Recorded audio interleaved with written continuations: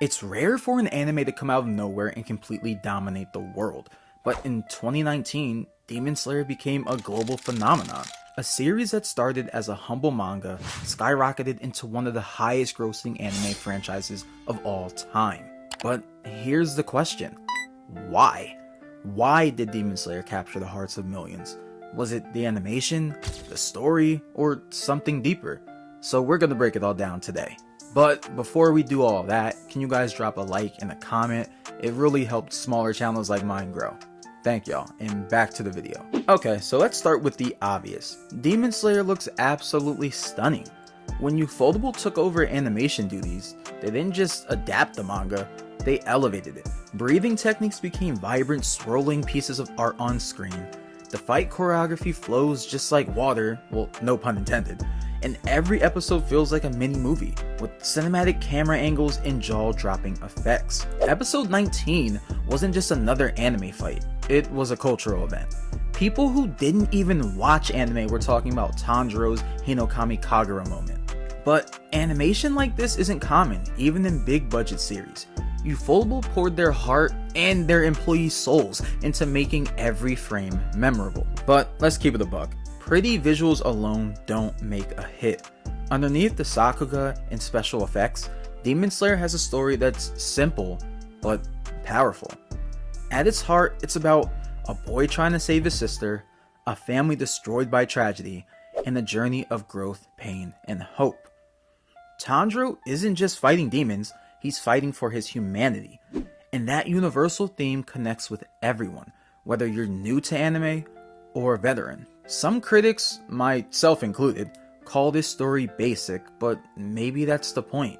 It's easily accessible, emotional, and easy to digest, along with being easy to get invested in. Even if you've never watched the anime before, it doesn't feel like one. It doesn't come on too strong like other animes do. Now let's get into the heart of Demon Slayer. The characters. Tanjiro isn't your typical shonen protagonist. He's kind, empathetic, and determined, but never cocky. He's a breath of fresh air in a genre full of loud, hot-headed leads. Nezuko, she doesn't say a word for most of the series, and yet she became one of the most iconic anime characters. From her adorable moments in the box to her terrifying blood demon art, Nezuko stole the hearts of fans worldwide. And then you have the supporting trio. Zenitsu, the coward with hidden strength, equal parts comic relief and pure hype when he's unconscious. Inosuke, my personal favorite character, the wild boar boy who balances chaos and charm. And later, Kaneo, whose quiet growth gives the story emotional depth. And we can't forget the Hashira, each with unique designs, personalities, and fighting styles. Rengoku, Uzui, and Mitsuri, they all became instant fan favorites because they weren't just powerhouses, they had real emotional weight behind their actions. Demon Slayer gave us a cast that's easy to love, easy to root for, and impossible to forget. That connection is why so many fans stuck around, even if they weren't anime watchers before. Okay, now let's get into something so simple that it's often overlooked. The sound. Yuki Kojura and Go Shina's soundtrack is unreal. The music blends traditional Japanese instruments with modern energy, creating iconic tracks like Kamado Tanjiro no Uta and Gurenge. Speaking of Gurenge, do you guys not realize how popular that opening has got? It's just catchy, it flows, and it's just one of the major appeals of Demon Slayer. Combine that with the phenomenal sound design, with every slash, impact, and scream feeling alive, and you've got an anime that sounds as good as it looks. But now here's something that most people don't think about. The timing. Demon Slayer aired in 2019 when streaming platforms like Crunchyroll and Netflix were booming. It was accessible worldwide, and word of mouth spread like wildfire because of episode 19. The anime also dropped right before the pandemic, giving people a comfort series during tough times.